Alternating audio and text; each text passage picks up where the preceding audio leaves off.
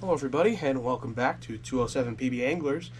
Now first and foremost, I hope you guys all had a very Merry Christmas, Happy Hanukkah, Happy Kwanzaa, just in general the happy holidays. Hope you guys spent a great time with your families, having some good food, spending time with your families, spending time with friends, and Happy New Year. It is officially 2026 and let's hope it's another great year. And what we're doing today is we're doing the yearly introduction video for the 2026 ice fishing season and open water fishing season. So it's going to be just like last year. We're going to be going over what our goals are for this year, what you can expect from us, what kind of species we'll go for, what kind of techniques we can be expected to use on our trips. So yeah, let's get straight into it. So basically what you can expect from us this year is you can expect basically kind of the same thing that we were doing last year, but expanding more upon it. We really hammered home the theme of exploration last year. We traveled to the same spots as we usually do, because we like to visit the same spots, this similar scenery, and just places we're comfortable with going. But we also went outside of the box. We went to places like Umbagog.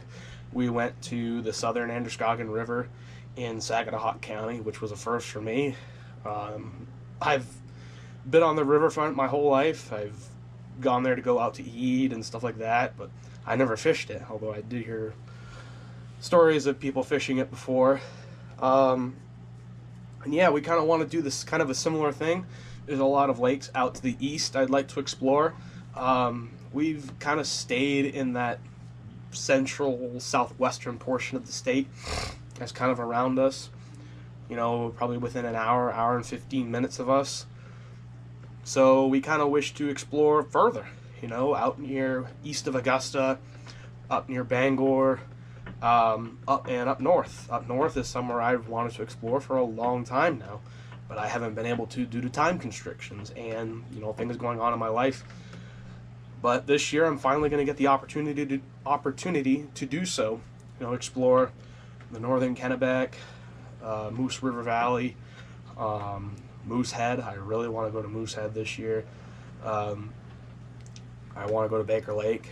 And for those of you who don't know, Baker Lake is the southernmost extent of Muskie Range in Maine. But it's very difficult to get to. You have to go through a lot of dirt roads, a lot of logging roads, up near the Canadian border.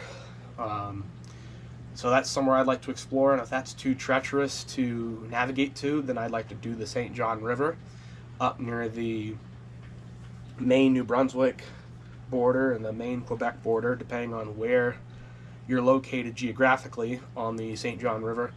So that's another place I'd like to explore this year. I want to explore a pike lake near Bangor. It's just east of Bangor. I'd like to explore Sebago. I know Sebago is a really big place. A lot of bass and pike fishermen go, as well as trout and salmon fishermen go. I tried exploring it a lot last year. We tried, but some complications occurred that prevented us from doing so. So I hope this year, now that we know the rules and regulations of what things open up to, how late they stay open and when they close, we can go there this time and hopefully explore it a little bit more. Yeah, that's pretty much it. Like I said, I really want to hammer home the idea of exploring even more. We set a great foundation last year of doing so. So I want to do that even more this year. So, yeah, let's get into our next topic about techniques we're going to be using this year, techniques we're going to be trying, and what kind of species we're going after. So in terms of species, you can expect that we're going to be going for bass and pike. Obviously, it's in the channel name, so why wouldn't we be going for them? But I want to do it in, like I said, places that are different. But I also want to do the same places we usually go to. I want to expand on trout fishing this year. I think last year I set a pretty good foundation for trout fishing. I want to kind of get into the world of trout fishing, especially since there's a lot of rules and regulations on trout and salmon fishing here in Maine, as we are one of the premier trout destinations in the lower 48 states, and especially with the line of work that I'm going to be going into in the next couple of years. I think it's really important that I get those rules and regulations down and how to fish for them. So I'm pretty good with rainbow trout fishing. I want to try to get my father into trout fishing, but I think it's going to be kind of difficult, but I'm going to give it a shot. Like I said, I'm pretty knowledgeable with rainbow trout fishing and how to fish for them. Ice fishing for trout, I'd say I'm probably the most comfortable with, just because that's their natural environment and they are naturally cold water fish, so fishing for them in the ice is pretty easy. So I think right now is going to be our best opportunity to go for lake trout, brook trout, landlocked salmon, brown trout, rainbow trout, all the trout species we have here in Maine, as well as salmon. So I think that's going to be a good start to the year in terms of getting more biodiverse in terms of our species. And I know I've been saying this for years, but I think this year is finally going to be the year we're going to go after muskie. Now, muskie it's really interesting because they're very similar to pike, both in terms of conservation status here in Maine, as they are considered an invasive species. Very similar to pike, both, like I said, in the terms of being classified as an invasive species and their overall biology, the family they belong to, their diet. But obviously they're the same, but not the same. They're different in that kind of way. Muskie are very elusive, and they can be very difficult to catch, which is why I've wanted to catch one for a long time now, and that's been a bucket list fish for me. Before I leave this earth, I do want to catch a muskie, and this year we're finally going to have the opportunity to do so, whether that's up north, up near the Quebec Maine border at Baker Lake, or out near the St. John River, further up north near the New Brunswick border. Whatever it may be, we are definitely going to try to catch a muskie this year. And in terms of other species that we might possibly be going for, striped bass. Maine is obviously a huge striped bass fishery. I would love to either try to get a striped bass either in Maine on the coast, or out near the Androscoggin River, because obviously, if you guys didn't know, the Kennebec rivers and the Androscoggin rivers are linked up to the ocean. So a lot of the stripers migrate up through the river to spawn. And if that's not the place where I get my first striper, it's probably going to be in the North Shore of Massachusetts.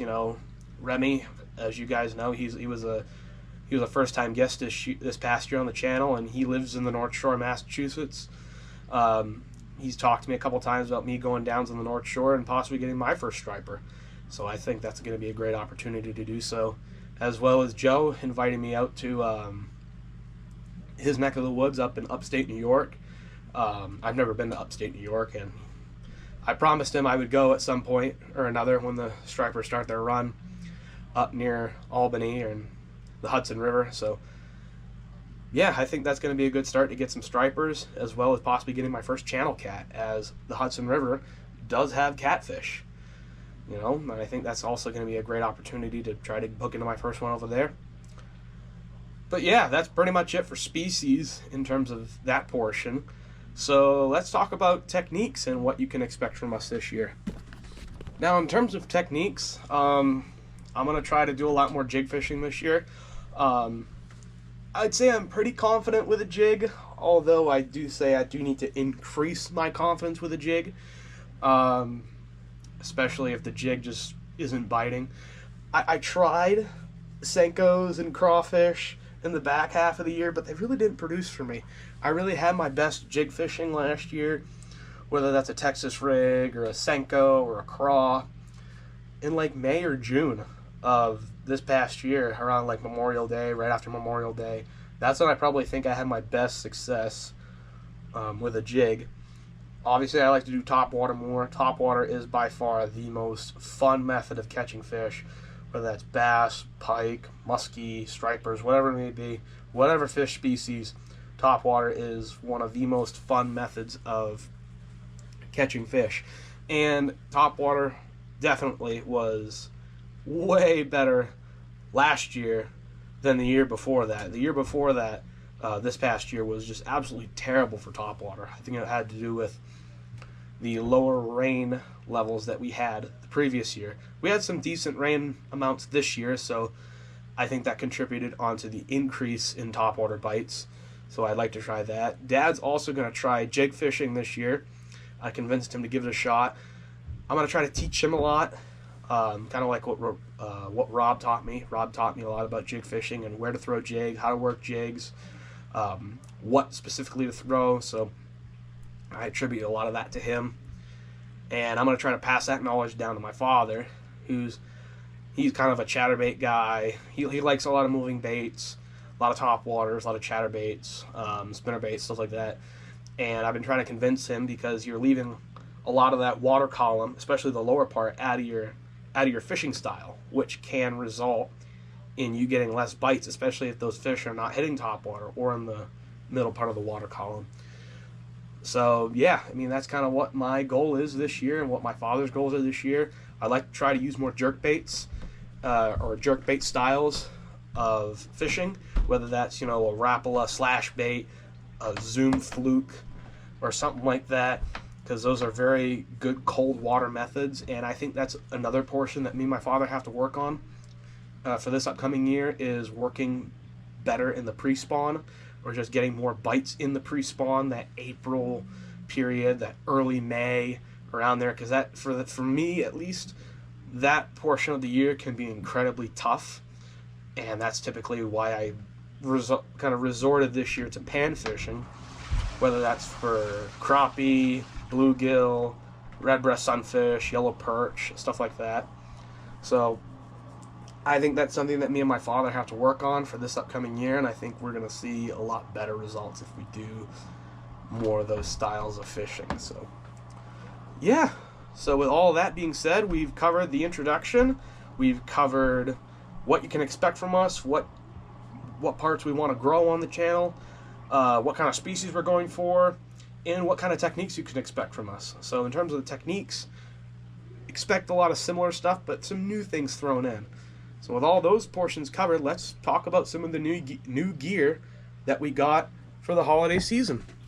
Or from the holiday season, I should say. So this is one of the new things that we got from the holiday season, is in this black bag. I'm not going to open it because we have to fix it, but that's okay. And this is our new shanty for ice fishing. So this thing came in clutch yesterday when we went out ice fishing. I have some of those videos ready, and I'm going to be posting them right after I do the New Year's, or the new 2026 introduction video, which is this video. I'll post it after. I'll post our ice fishing trips from a few weeks ago. But anywho, yeah, this is our brand new shanty. It came in clutch for us the other day when we were out on one of the Belgrade lakes. We tried getting a video out there, but nothing was biting.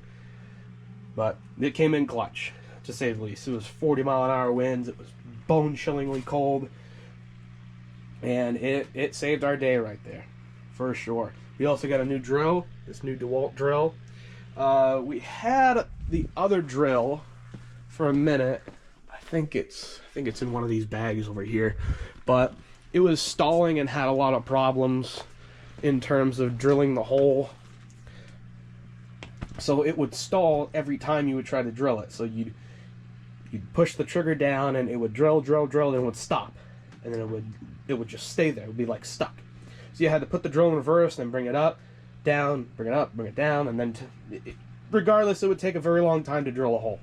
So we got a drill with more power. It's more of a commercial drill. That's more of a homeowner's drill. So hopefully that fixes that issue. And we also got some ice cleats. So when we go out on the ice, we don't slip and fall.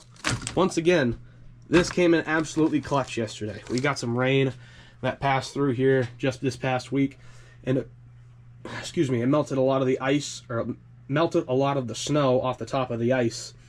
So it makes the surface of the lake very slippery. So it came in very useful yesterday. We also got these brand new ice jigging rods for Christmas. I got one of these for Christmas. I got one of these for Christmas. I haven't gotten anything on them yet, but hopefully we can over this short ice season. There's a couple more in here that are buried somewhere and I don't feel like digging them out. We also have that sonar that I talked about, kind of jerry-rigged together. Let's see if we can find it. Oh, there's our little sonar. It's our little ice box.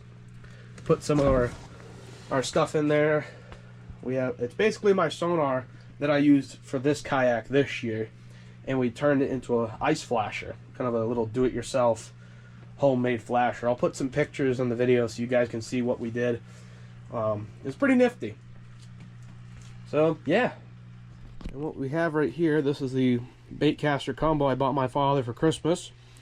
It's a nice little Shimano combo that I bought, and Shimano's a great brand. I'm not sponsored by Shimano or anything like that. I just love their products, as well as Daiwa. Daiwa has really great products as well. But this is a Daiwa Canis bait casting combo. I believe the gear ratio is 7.3 to 1 on this, so it's a little bit faster. I'm running a 20-pound braid on here, hooked that up to a 20-pound fluorocarbon leader, and the jig.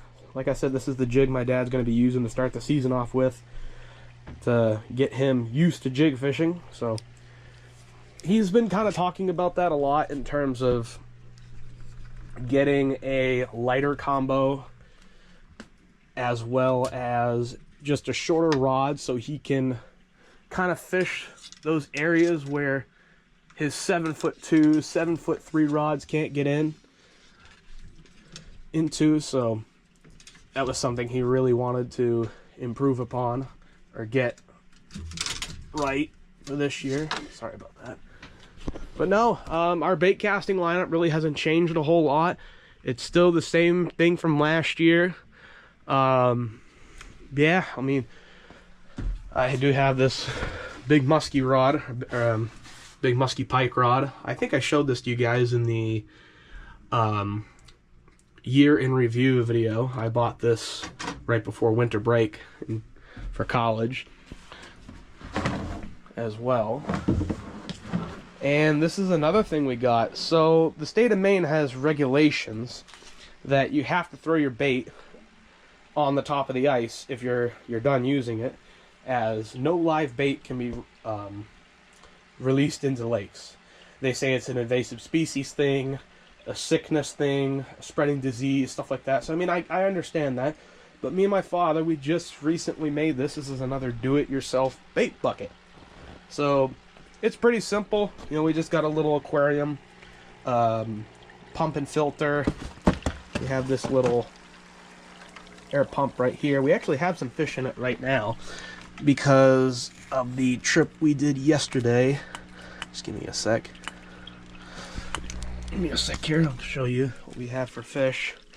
So yeah, like I said, this is the fish we got from yesterday. We have some suckers in here that we're going to be keeping because we have a very special trip and sequence of events planned for this upcoming week, as my father has a short work week this week, and we have a friend coming. I'm not going to tell you who, but if you guys have been watching the channel for a while, you guys can probably assume who. But yeah, that's basically my little do-it-yourself bait bucket, or bait keeper. It's going to save me a lot of money. It's going to pay for itself over the course of the ice season. You know, whether that's with shiners, smelt, suckers, stuff like that. And that's my little bait bubble box I got, just so I can have it out in the ice. It actually holds quite a bit of fish, so I was pretty impressed with it when I first bought it. But yeah, I mean, not a whole lot has changed since the yearly introduction in terms of our equipment or stuff like that, rods, reels, lures, whatever. I mean, I did get it's buried in the box right now and I don't want to disturb the bait fish, but I did get a soft plastic Texas rig set up, Senko set up, got a Ned rig set up for Christmas as well, so that's going to save me a lot of money in terms of buying soft plastics. So yeah, like I said, it really hasn't changed a whole lot in terms of what we bought, what we're going to be using this year. There's going to be slight differences for this year, but yeah, that's pretty much it for that portion. And yeah, that about wraps it up for this video. So thank you guys for watching. I hope this year is just as great, if not greater than last year. But I have a feeling deep down in my heart, I believe this year is going to be our best year yet in terms of the quality of fish we catch, which for me, that's kind of a big thing going into this year, is the quality of fish. I felt like the past couple years we've really caught kind of at 15, 16, maybe 17 inchers. I want to be more consistent with catching those 18, 19, 20-inch fish. In terms of bass, pike, I think pike fishing has been absolutely excellent the past few years, especially with this past year. And I hope that continues over the course of this upcoming year. But yeah, I think that's kind of a big goal that I have for this upcoming year as well, is catching better fish in terms of quality. You know, the quantity is there. We just got to up the quality a little bit. But yeah, once again, thank you guys for watching. I hope this year is going to be absolutely awesome. I do have 2 ice fishing trip videos already recorded, edited, and ready to be posted. So be on the lookout for that. For in the next few days or so, I'll probably upload one tomorrow, which is Monday, and then I'll probably upload one on Wednesday. So be on the lookout for that. But yeah, thank you guys for watching, and here's to a great 2026 ice fishing season and a great 2026 open water season. See you guys next time.